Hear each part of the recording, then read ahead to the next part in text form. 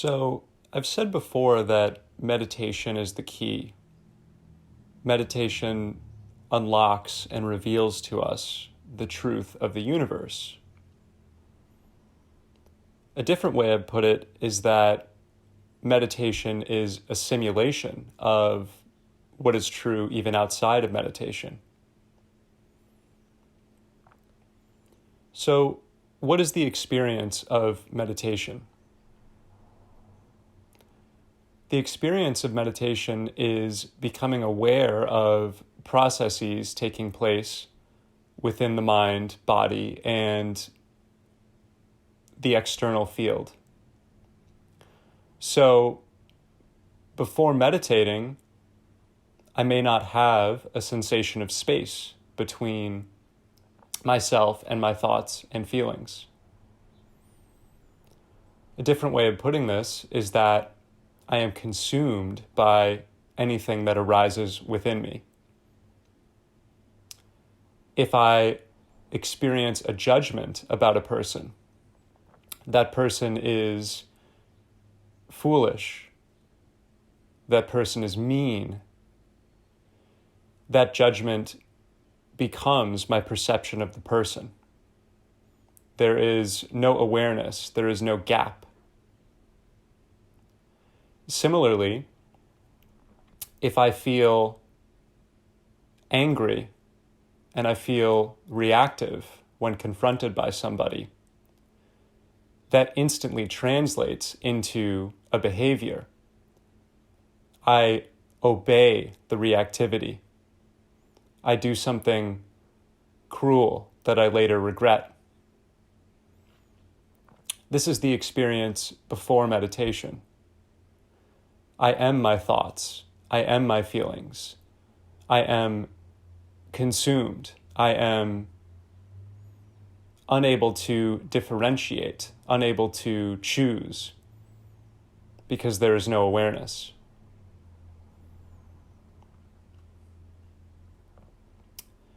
Through meditation, I begin to see that thoughts arise and disappear in my mind. I've likened them before to bugs skittering across the surface of a lake. You might also think of birds flying into and out of your field of vision, or the sun racing across the sky, a car passing by you as you stand on the sidewalk, a squirrel leaping from one tree to another. Anything that arises and ceases. And I notice the thoughts come from nothing and recede back into nothing. In a sense, they are not mine. They are stimuli of the environment. The same becomes true of feelings. The feeling of anger arises in response to the stimulus that offends me in the external environment. And with time, the anger ceases. It dissipates. Perhaps I act on it and articulate it, and that is a method of channeling its flow. Or perhaps I simply observe it, and in that light of observation, it goes away. It diminishes. So in meditation, we begin to see everything, including my thoughts and feelings, is seamlessly arising from and returning into nothing. Another image is a rocky hill, over time and with rain and wind, crumbling into sand. And perhaps later, through eons and other weather events, it will be converted into a landmass sculpted into a hill or a formation once more. And then the process will begin again. On the local level, within us, this is happening with our thoughts and feelings all along.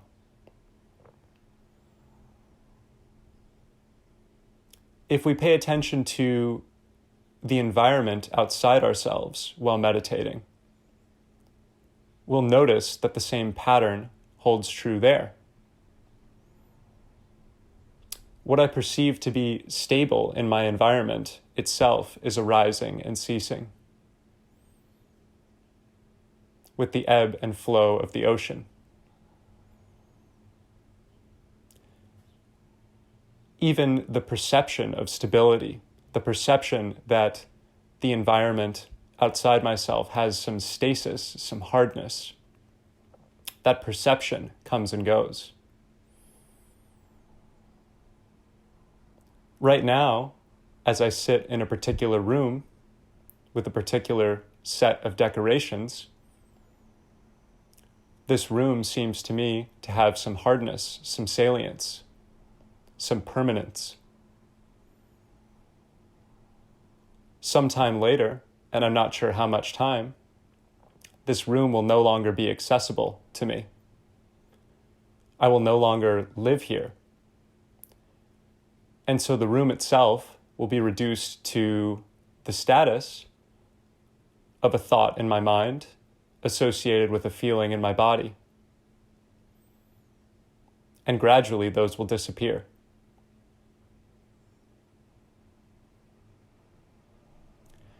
Now, I've said that this process of observing phenomena as they arise and cease, and detaching from them, and gaining this spacious quality of awareness, I've said that this in itself is a simulation of existence, of the universe. To see why this is so, I invite you to think about what your self is, your personality, your identity. It is not your body. Your body, like all the other phenomena I've mentioned in this talk, is coming and going, is like the hill sculpted from sand and then crumbling back into dust. Your thoughts, your feelings, we've already established that they are ephemeral. Even the sense that they belong to you is illusory. They arise from nothing, from the environment, in the same way that our universe arose from nothing, through the paradox known as the Big Bang. You are not your thoughts, nor your feelings, nor your body. The self is a story. Identity is a story.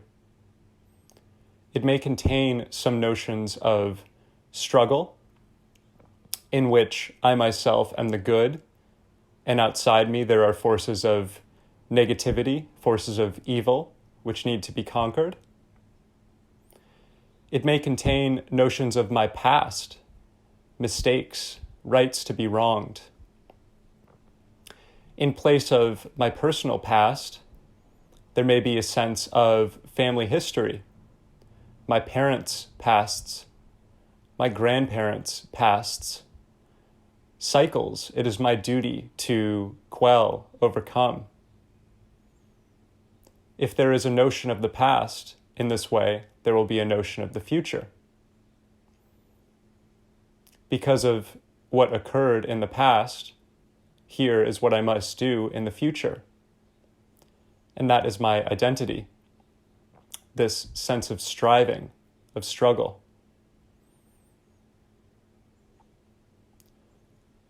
My individual story will intersect and interlock with other individuals' stories. if I have a story about becoming successful in business, that story will necessarily contrast with those whom I perceive to be unsuccessful in business.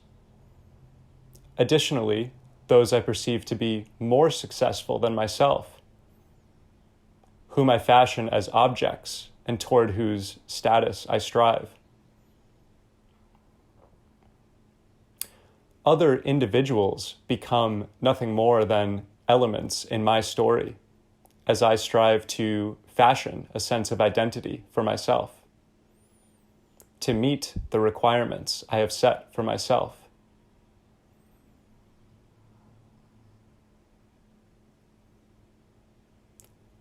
With the experience of meditation, we realize that the entirety of the story of identity is itself a set of thoughts, feelings, phenomena.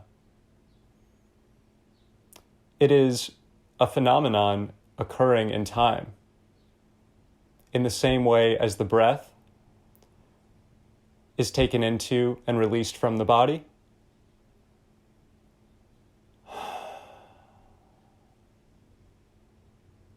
And in the same way as my other examples, the sun playing across the sky, the squirrel leaping from tree to tree, the car passing us by as we stand on the sidewalk,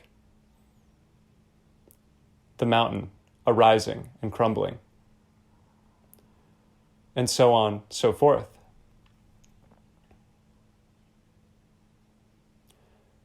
We will realize that even things we experience to be immovable, stable, permanent, things like the physical body, things like the surrounding environment,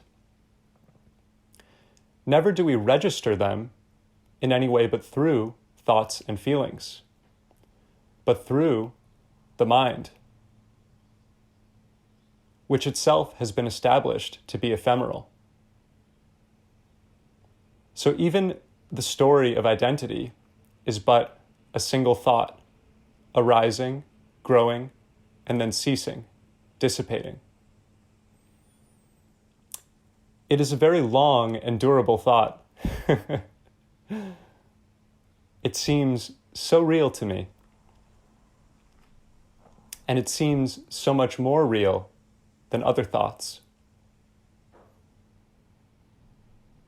It seems to me that my identity is the foundation of reality, and that other thoughts and experiences occur within it.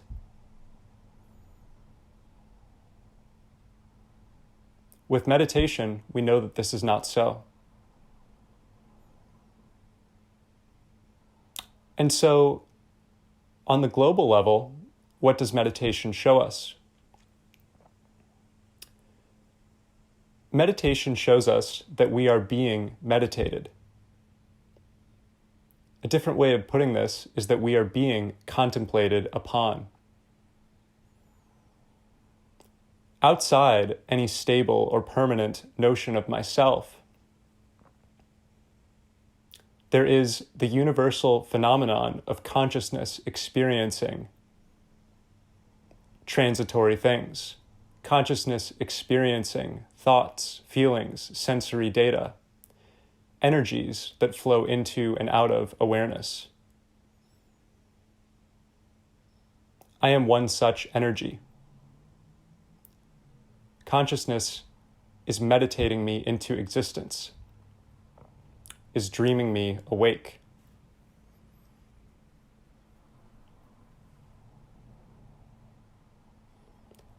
In school, I was taught to only use the active tense in writing. Rather than saying, he was taken to the park, I was taught to say, he walked to the park. This positions the individual as the agent of their own experience. Through meditation, we learn the wisdom of the passive tense. I am meditating. And yet, simultaneously, I am being meditated.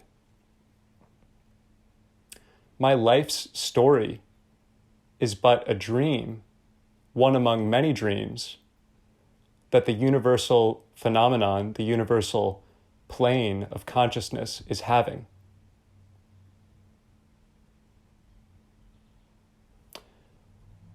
Consciousness is like a distributor of icing, passing from cupcake to cupcake and adorning each with its attention.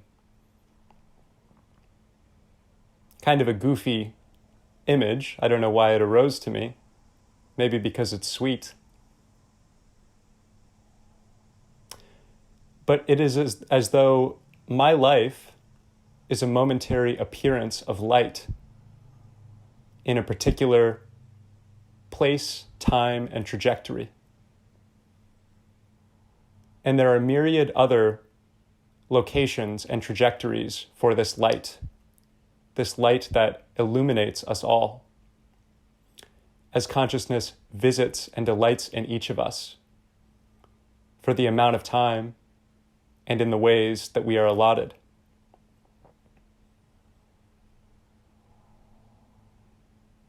And so my life is but a dream that this larger being that is the universe is having.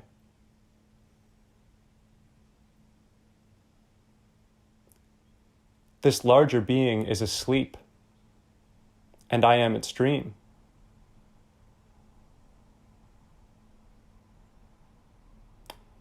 And yet, this larger being is dreaming intentionally. As I tune in, there is a sensation that everything I experience is meant to be, is purposeful. It is by design. For merely by living out my story, my identity, to its conclusion, I am helping this larger being to awaken. When my life ends, my dream will end. The dream that is being dreamed by this larger being.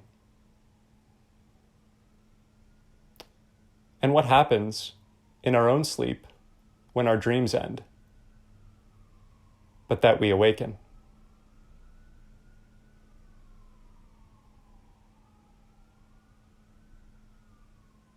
Our purpose here, in this plane, in this existence, is to be dreamed, to be meditated, to be contemplated upon by consciousness, by energy, to be lit up by energy, so that the one existence, the one consciousness which is, can awaken.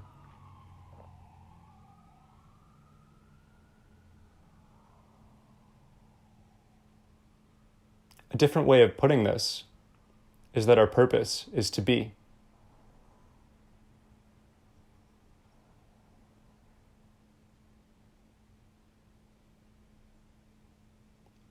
We are as the characters in dreams, a form of grand, unmistakable, and collective hypnosis.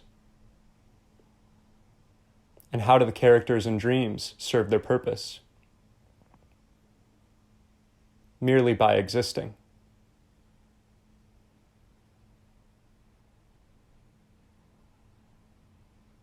So too with us.